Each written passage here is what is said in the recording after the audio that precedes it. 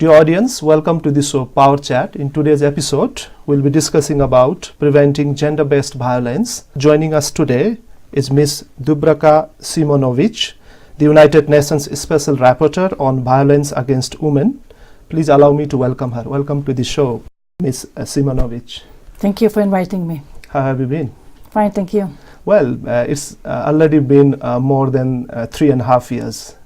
You were appointed as the Special Rapporteur by the United Nations on violence against women. How do you see the global status of women in relation to discriminations they face? You're right. Now I am more than 3 years in this mandate of United Nations Special Rapporteur on Violence Against Women, its causes and consequences. And I am trying to use this comprehensive mandate to improve the situation around the world. What I'm seeing is really persistent violence against women at many levels in many countries that are still accepted as a normal way of life. And it is a challenge how to focus on prevention of such violence, how to focus on services that are needed to victims, prosecution of perpetrators, and establishment of coordinated system that is really addressing properly violence against women. As a special rapporteur on violence against women, I have invited all United Nations member states to focus on prevention on violence, and I have also called them to establish a femicide watch or gender-related killings of women watch, or national bodies that will collect data on violence against women, including gender-related killings. Because I think that from this type of data, we are objectively seeing this level of violence that is then showing comparative situation in different parts of the world. And I'm also calling states to not only collect data, because collection of data is important. Collection of data is also something that should be done differently than up to now. Up to now, many states do not have proper data. They don't have data. They have some collection of some data at the level of police, at the level of judiciary, some statistical data from prevalence studies, but there is no comprehensive collection of data. The whole idea is that in the future, in addition to prevalence studies that will show different types of violence against women, we should also collect data on gender-related killings of women, because today governments are collecting data on homicides.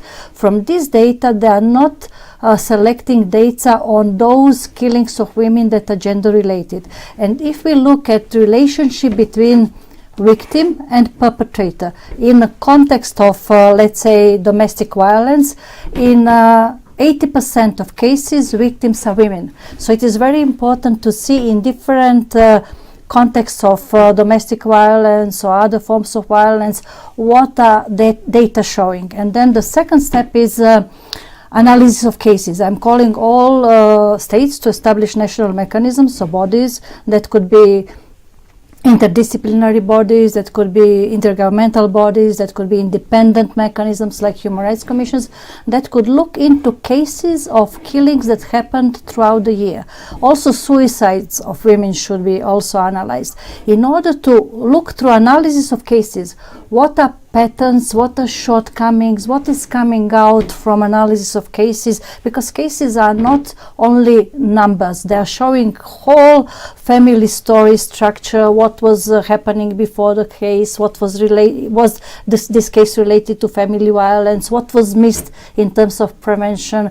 For example, in many countries shelters are not available, women do not have possibility to escape violent situation at home. So there are different situations, and through analysis of such cases, states could focus on prevention. So I have called all states to send me as a special rapporteur, this type of data, and this year I have received information from more than 30 states, and I hope that each year this number will be higher, that we will increase this number in order to establish in the future comparable data at the UN level that will really show what is right direction to prevent this type of violence against that's women. really interesting initiative. What is the response from the member states in establishing such type of mechanism that would particularly look after the violence against women? Yes, it takes time, but now we are seeing that there are countries that have established observatories on violence against women, observatories on gender-related killings, and in Latin American countries, many of them are now focusing on gender-related killings. If you look at this Ni Una Menos movement, it is no one more. They are basically each time on International Day on Elimination of Violence Against Women coming out and protesting in order to send a message that there should be stop with respect to such killings, that impunity should be addressed properly by the government. So they are sending this message.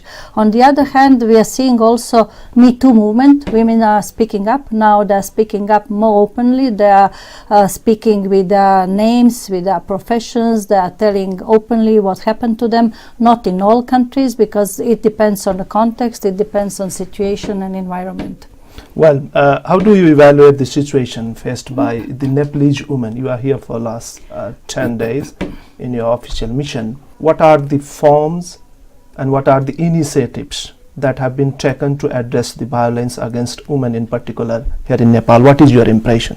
I have officially visited Nepal in order to assess the situation with respect to violence against women and to produce report to Human Rights Council with concrete recommendations based on international framework related to human rights of women and violence against women.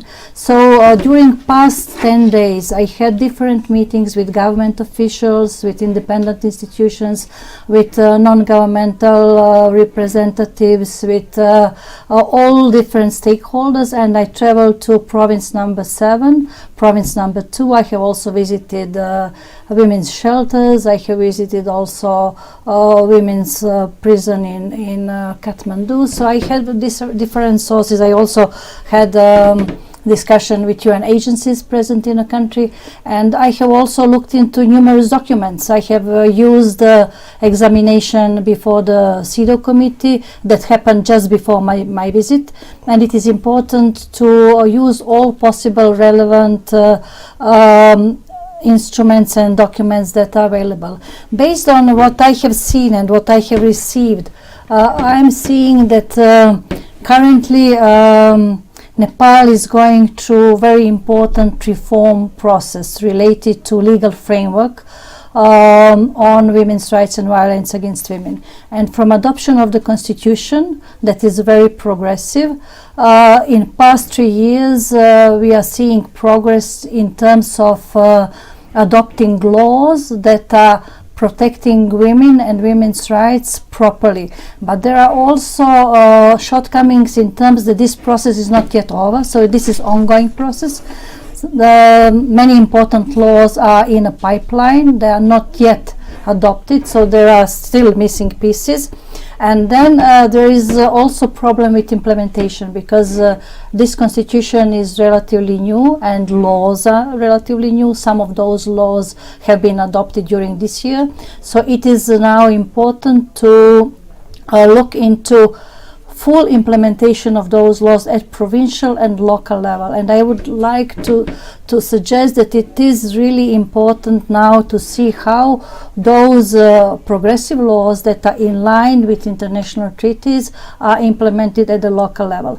Also, I must mention that there are some shortcomings with respect to laws, because, for example, with respect to citizenship, this law is not yet in line with international standards, with Article 9 of CEDAW Convention, and this is also specific article Nepal in the is Constitution. A state party too. Yes, but also article in the Constitution that is dealing with citizenship right is not in line with CEDAW Convention, so there is discrimination against women. What should be done to make these laws, compatible with the Nepal's commitment to international human rights instruments? Recently, CEDAW committee examined report of the Nepal and already published its concluding observations and detected laws that are not in line with with CEDAW Convention, and they are specifically mentioned in concluding observations.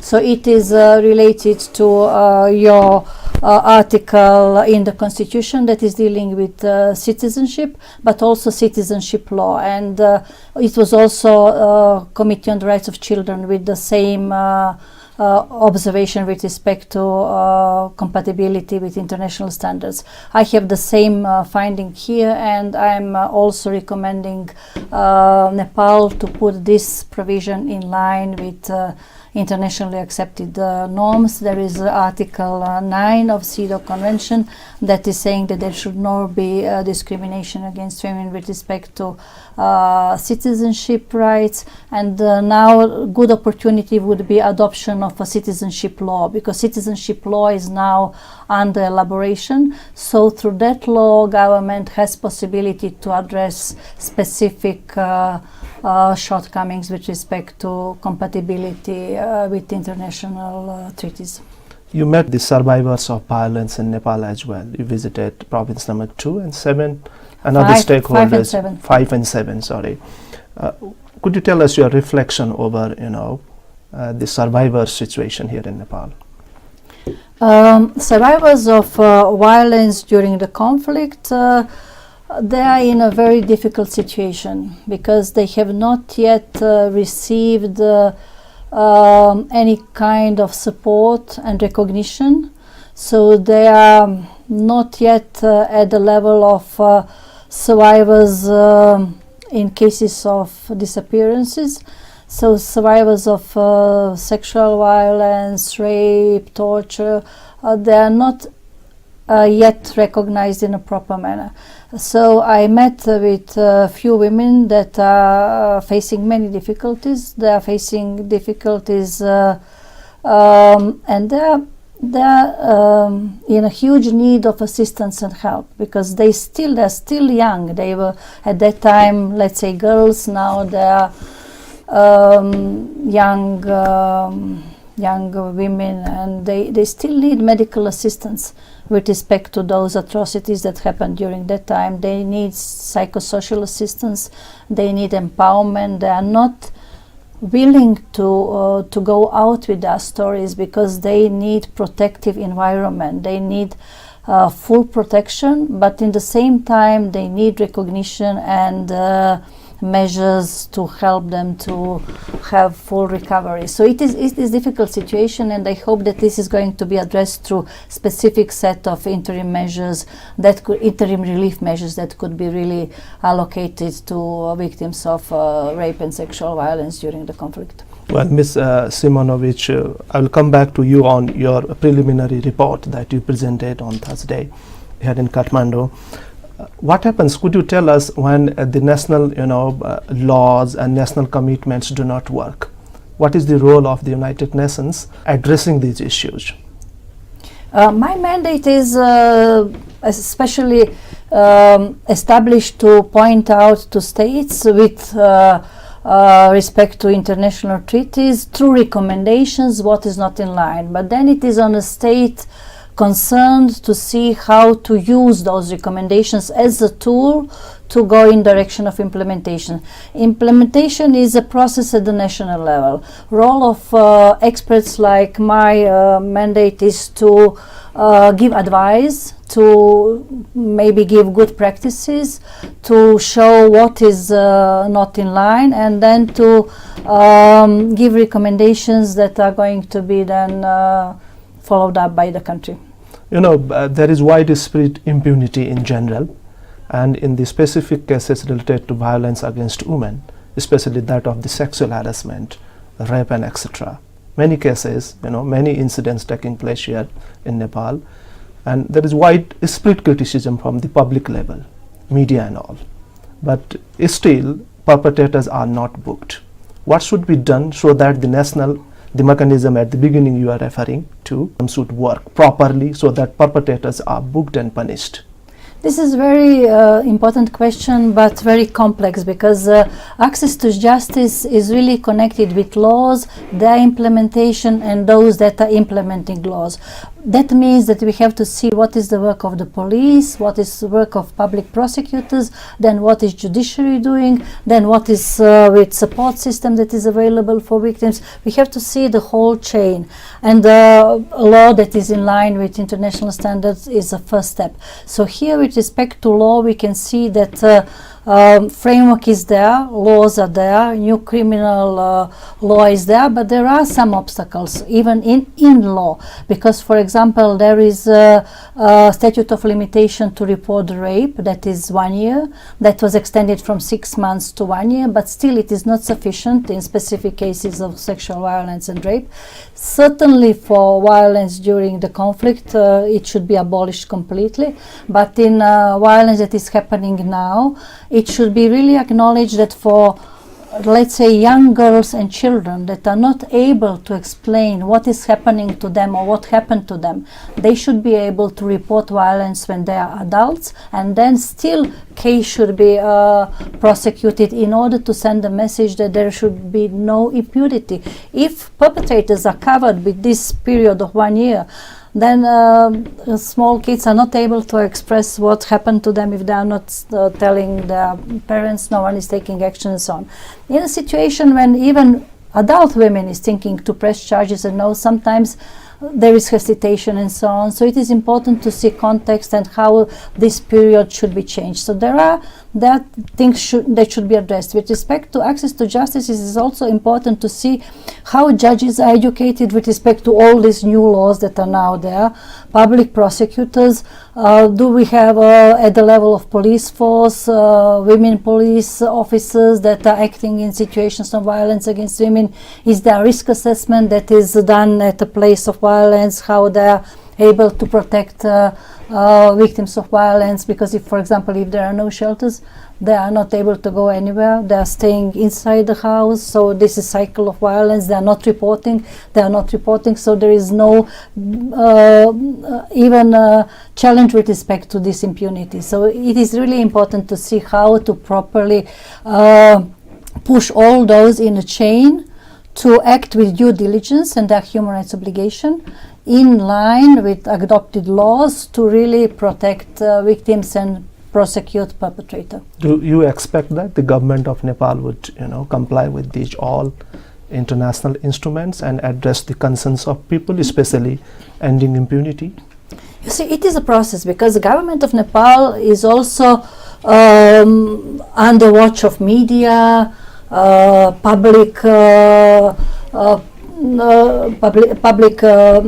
let's say, protests that are now showing that public protests are showing that there is a strong call for better access to justice.